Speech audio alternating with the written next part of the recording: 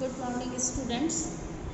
BA part second year की आज की ड्राइंग एंड पेंटिंग की क्लास में आप सभी का एक बार फिर से स्वागत है। पिछले कुछ वीडियोस में हम प्रागैतिहासिक काल और प्रागैतिहासिक कला के बारे में पढ़ रहे थे, जिसमें मैंने आपको प्रागैतिहासिक कला का अर्थ, उसकी परिभाषा, प्रागैतिहासिक काल का परिचय, साथ ही प्रागैतिहासिक काल के प्रमुख क्षेत्र और प्रागैतिहासिक काल की भारत में जो खोज हुई उसके बारे में मैंने आपको बताया था। और प्रागैतिहासिक कालों का जो कालक्रम है उसको किस प्रकार से विभाजित किया जाता है, ये सभी चीज़ें मैंने आपको बताई थी। पिछले वीडियो में प्रागैतिहासिक काल की कुछ विशेषताएं मैंने आपको बताई थी, जो कि शॉर्ट में मैंने कुछ आपको बताया था। आज हम उन्हीं विशेषताओं का कुछ डिटेल में अध्ययन करेंगे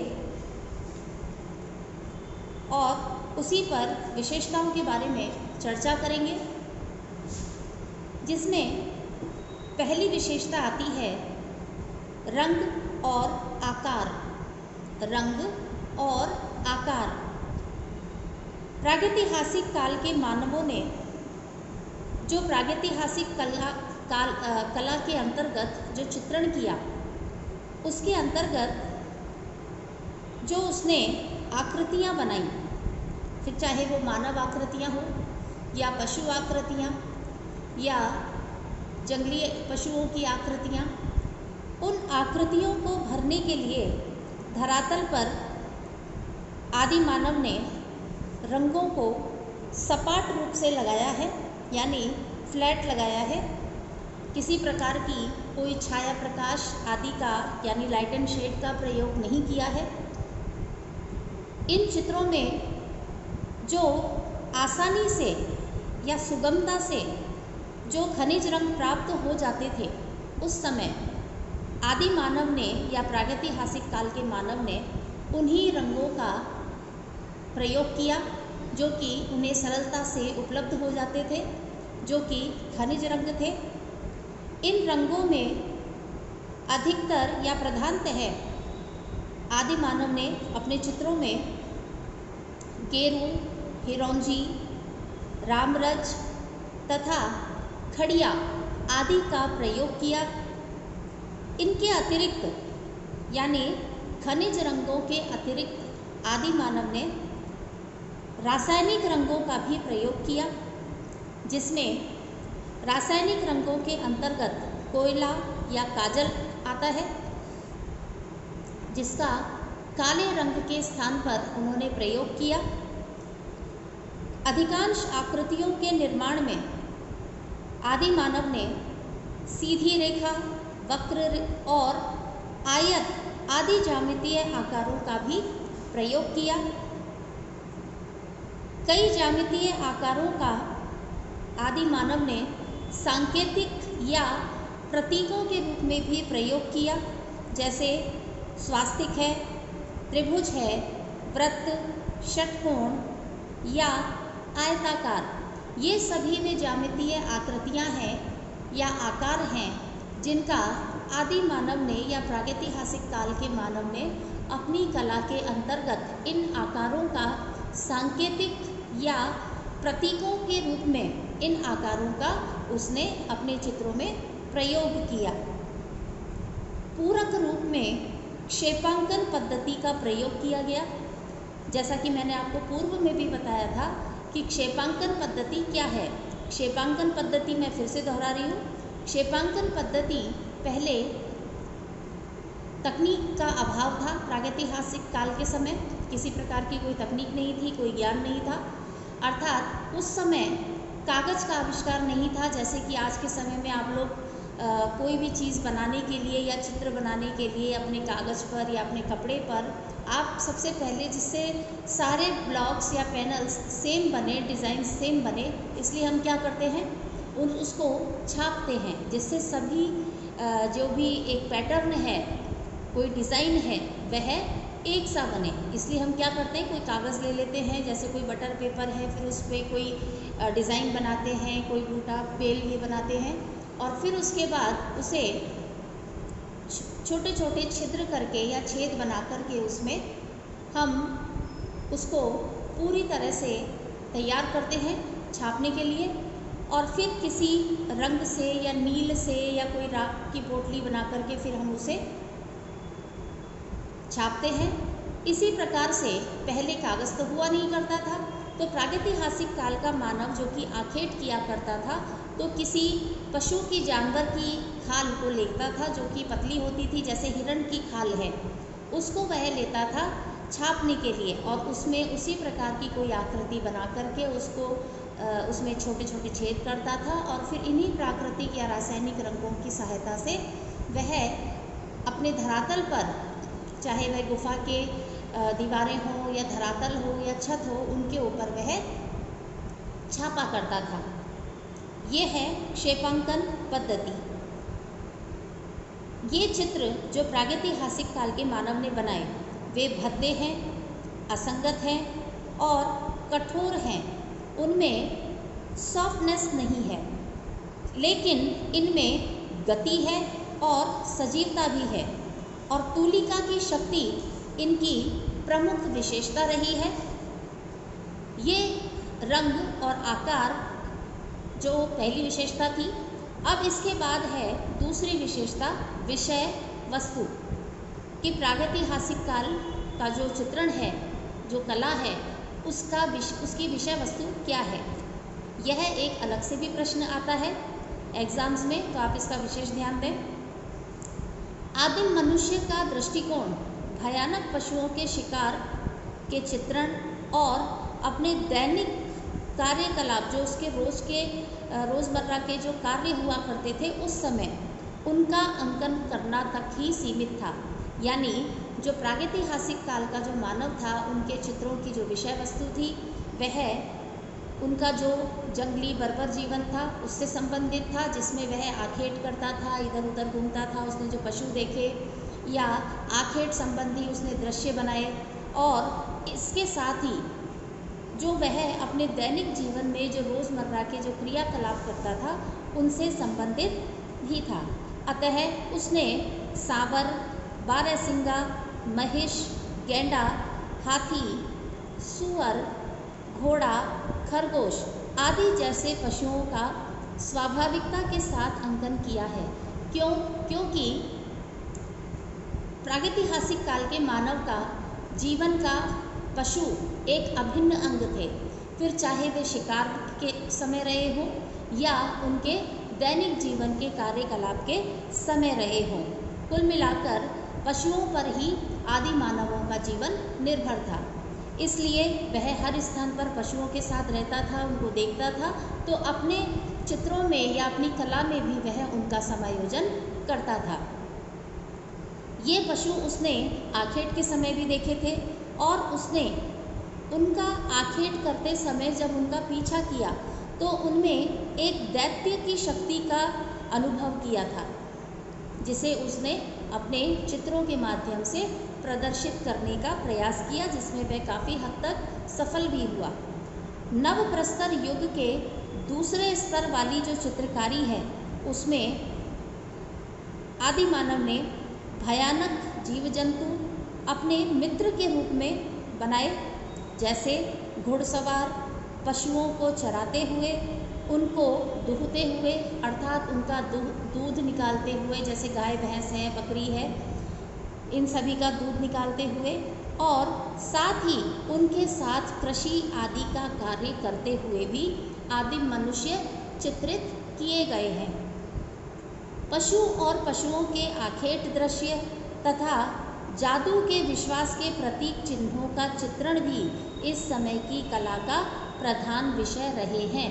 क्योंकि इस समय का मानव अंधविश्वास से ज़्यादा ओतप्रोत था, इसलिए उसकी भावनाएं कहीं ना कहीं जादू टोना इनसे ज़्यादा उनकी जो भावनाएं थी वो अधिक प्रेरित थी। यही कारण था कि वह अपने चित्रों में जादू टोने से संबंधित चित्र अधिक बनाया करता था, जिसमें उसने कई प्रकार के संकेतों का या सांकेतिक चिन्हों का या प्रतीकों का उसने प्रयोग किया। जैसे मैंने अभी बताया, जैसे स्वास्तिक है, चांद है, सूरज है, कोई चक्र है, एक त्रिशूल है, इन सभी का उसने प्रतीकों के माध्यम से अपनी कला को व्यक्त करने के लिए उसने इन चित्रों में इन सभी प्रतीकों का प्रयोग किया था। तीसरी विशेषता है आकृति निरूपण। इन चित्रों में यदि हम देखें तो सादृश्य नहीं है, अर्थात सादृश्य का मतलब जैसा कि हमें दिखाई देता है, यानी रियलिस्टिक। ये चित्र जो है रियलिस्टिक नहीं है, जैसा यानी यथार्थ नहीं है कि जैसा हमें दिखाई देता है वैसा बनाया जाए, ये ऐसा नहीं है। बल्कि इन चित्रों में जो आकृतियाँ हमें दिखाई देती हैं उनका सरलीकरण करके फिर बनाया गया है। किंतु फिर भी इन चित्रों की ये विशेषता है कि जब हम ये चित्र देखते हैं तो हमें तुरंत ही समझ में आ जाता है कि कौन सी आकृति किसकी है। अर्थात जैसे घोड़े की आकृति कहीं बनी है तो हमें उसे देखते ही तुरंत ये समझ में आता है कि यह घोड़े की आकृति है, और यदि कहीं मानव की आकृति बनी है तो वह देखते ही तुरंत समझ में आ जाती है कि यह मानव की आकृति है, जो कि एक्सप्रेशन व्यू से ही समझ में आता है, यानी भावनात्मक पक्ष से ही समझ में आता है, जिनमें और इनमें सब में अलंकारिकता हमें दिखाई देती है, सुंदरता दिखाई देती है। यानी कि ये चित्र सादृश्य ना होते हुए भी अलंकारिक हैं, सुंदर हैं। कोई आप ज़रूरी नहीं है कि यदि कोई चित्र यथार्थ रूप से बनाया जाए तो ही वह सुंदर हो या अलंकारिक हो।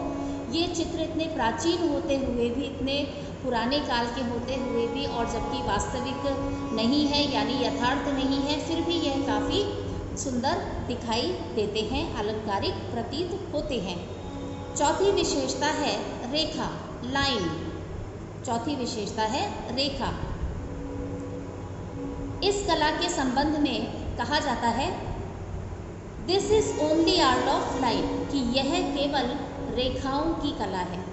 This is only art of line, अर्थात यह केवल रेखाओं की कला है। तो यह कहना गलत नहीं है, क्योंकि इसे रेखा की कला कहा जाता है, क्योंकि इन्हें हम दूसरे रूप में यदि देखें तो इन्हें हम रेखा चित्र भी कहते हैं, यानी स्केच जिसे कहा जाता है। रेखा चित्रों के नज़रिए से भी इन्हें देखा जाता है।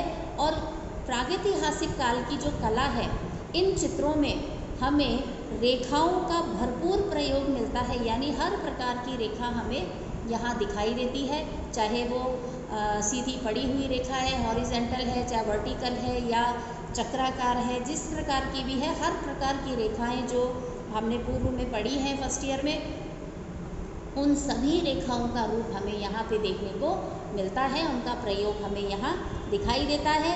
यही कारण है कि रेखाओं का भरपूर प्रयोग होने के कारण प्रागैतिहासिक काल के चित्रों को रेखा चित्र या स्केच कहा जाता है।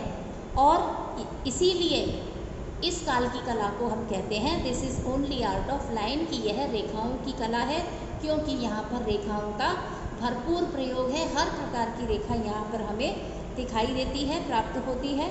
और इन रेखाओं में गति का भी प्रभाव है और शक्ति का भी प्रभाव है, और कहीं कहीं पर इन दोनों का ही समन्वय हमें दिखाई देता है, यानी दोनों का प्रयोग भी एक साथ, गति और शक्ति दोनों एक साथ भी दिखाई देती हैं। अगली विशेषता है रंग, कलर। पांचवी विशेषता है रंग।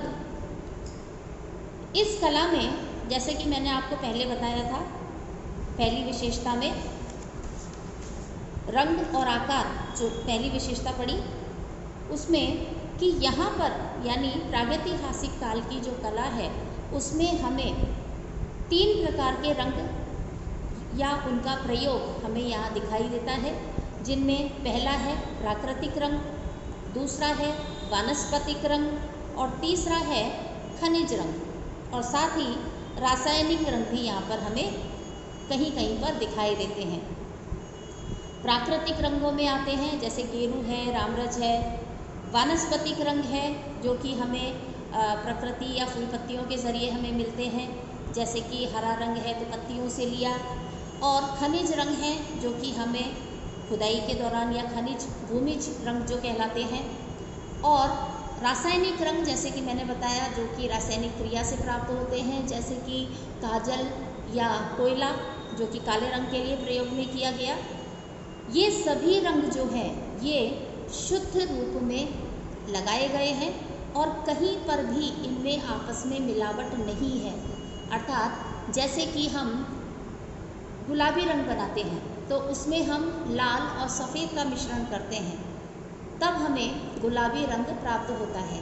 किंतु यहाँ पर यदि लाल रंग है तो उसका लाल ही प्रयोग किया गया है, उसका अकेले लाल ही प्रयोग है, उसमें किसी दूसरे रंग का मिश्रण नहीं किया गया। यानी उस कलर में प्योरिटी है।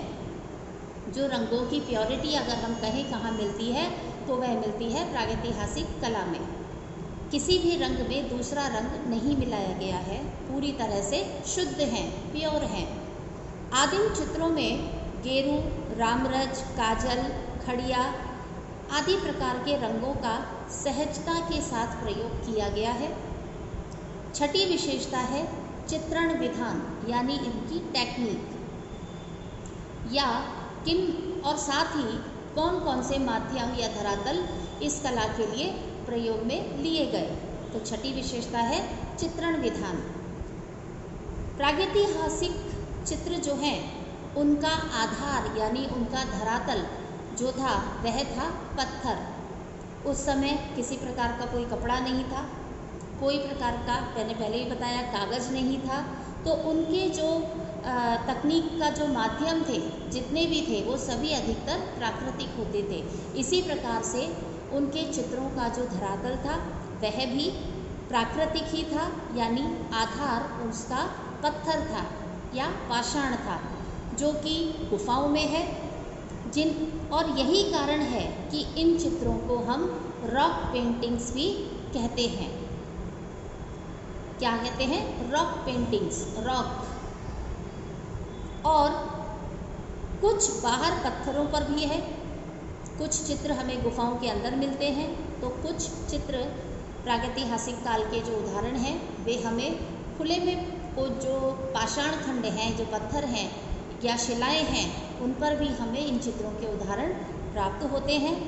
पेड़ की डंडियों को तोड़ लिया जाता था और फिर आगे से कूट पीट कर उन्हें रेशेदार बनाते थे, ब्रश की तरह बना लेते थे, और फिर जो चित्रों की आउटलाइंस होती थी उन्हें किसी रंग के माध्यम से बनाने के बाद उन्हें किसी नुकीले पत्थर से खोद लिया जाता था, जिससे कि वे रेखाएं या सीमा रेखाएं काफ़ी लंबे समय तक के लिए बनी रहें, स्थायी बनी रहें, जिससे कि वे किसी प्राकृतिक आपदा से या बारिश के पानी से धुल ना जाएं, क्योंकि ये रंग मैंने बताया आपको प्योर होते थे, किसी तरह की कोई मिलावट नहीं है, तो उनका नष्ट होने की आशंका अधिक होती थी।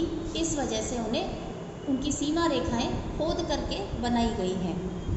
सातवीं विशेषता है प्रतीक या प्रतीक चिन्ह। प्रागैतिहासिक कला के जो प्रागैतिहासिक काल की जो कला है यह आधुनिक कला के निकट अधिक प्रतीत होती है, क्योंकि मनुष्य का भावुक स्वभाव ही इसके जन्म का कारण रहा है। श्रद्धा और डर की भावना भी इसका एक प्रमुख कारण रहे हैं। जैसे कि मैंने पहले बताया, अंधविश्वास की भावना इनमें अधिक थी। प्रतीक चिन्ह पूजा और धर्म से संबंधित चित्रों में अधिक दिखाई देते हैं। यहाँ पर चक्र परिवर्तन का प्रतीक है, चांद, सूरज, कलश मंगल भावना के प्रतीक हैं। स्वास्तिक यहाँ पर दो प्रकार के पाए जाते हैं, पहला अबाहु और दूसरा सबाहु।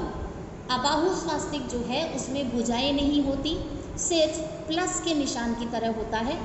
और सबाहु जो स्वास्तिक है, जैसा कि आज भी हम अपने पूजा पाठ के क्रियाकलापों में उसका प्रयोग करते हैं, उसी प्रकार का सबाहु होता है जिसमें भुजाएं होती हैं।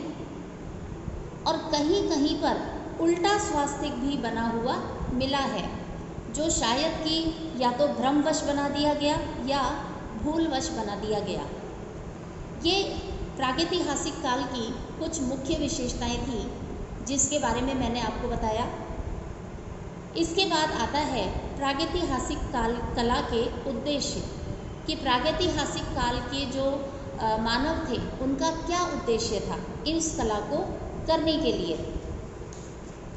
तो पहला उद्देश्य जो है वह है कि पाषाण युग के मनुष्यों ने अपने चारों ओर के वातावरण की स्मृति को बनाए रखने के लिए तथा अपनी विजय का इतिहास व्यक्त करने के लिए या बताने के लिए इस भावना के वशीभूत होकर इन चित्र कृतियों का निर्माण किया। दूसरा है गुहावासी मानव, जो आदि मानव था, उसने अमूर्त भावना को मूर्त रूप प्रदान करने की उनमें वृत्ति थी, जिसमें जादू, टोना, टोटका आदि ये सभी आ जाते हैं। इस वृत्ति के कारण भी उन्होंने ये चित्र बनाए। तीसरा उद्देश्य है आखेट करने से पहले आदिम मनुष्य या आखेटक या शिकारी पशु का चित्र बनाता था और कुछ जादू टोना उस पर किया करता था और अपने आखेट की सफलता का इससे विश्वास करता था। यानी कि आखेट करने से पहले जो आदि मानव हुआ करते थे वो जिस पशु का उन्हें शिकार करना होता था उसका वे चित्र बनाते थे और चित्र बनाकर उस पर कुछ जादू टोना किया करते थे, जिससे उनको यह विश्वास रहता था कि ये हमारा शिकार सफल होगा, हमारा शिकार में हमें सफलता प्राप्त होगी। उसका ये विश्वास था कि जिस पशु को वह चित्र रूप में अंकित करता है वह उसके वश में सरलता से आ जाता है। यानी यहाँ पर भी अंधविश्वास था कि जिसका हम चित्र बनाएंगे वह हमारे वश में तुरंत आ जाएगा। चौथा उद्देश्य है कि आखेट पर जाने से पहले आदिम मनुष्य या शिकारी जो हुआ करते थे उस समय, वो कई आखेटक समूहों को यानी कई शिकारियों के दलों को, जो आहत पशु है जिसका शिकार करना होता था, उसके चित्र के सहारे पशु के अनेक अंगों पर आक्रमण तथा प्रहार करने की शिक्षा देता था। यानी एक प्रकार से वे शिकार पर निकलने से पहले ट्रैपिंग किया करते थे, यानी पूरी प्लान किया करते थे कि हमें जिस पशु का शिकार करना है उसका हमें शिकार किस प्रकार से करना है, कौन किस प्रकार से उसे घेरेगा, किस तरह से उस पर हमें हमला करना है, किस तरह से उसे वेधना है। तो इस प्रकार की शिक्षा को करने के लिए भी वह चित्र बनाता था, जिसके जरिए वह ट्रैपिंग किया करता था। पांचवा उद्देश्य है गुहावासी मानव ने अपनी सफलता के लिए अदृश्य शक्तियों की पूजा की, जिनमें स्वास्तिक, षटकोण, कई प्रकार के अंक तथा रेखाओं आदि अनेक प्रतीक चिन्हों के रूप में टोना टोटका मानकर आरंभ कर दी थी। यानी अपने जीवन की सफलता के लिए उसने कई प्रकार के अंधविश्वास से संबंधित चित्रों का भी प्रयोग किया। तो ये था प्रागैतिहासिक काल और प्रागैतिहासिक काल की कला। आज ये हमारा टॉपिक यहीं पर संपन्न होता है। इसके बाद अगले वीडियो में हम नए टॉपिक के साथ मिलेंगे। तब तक के लिए धन्यवाद।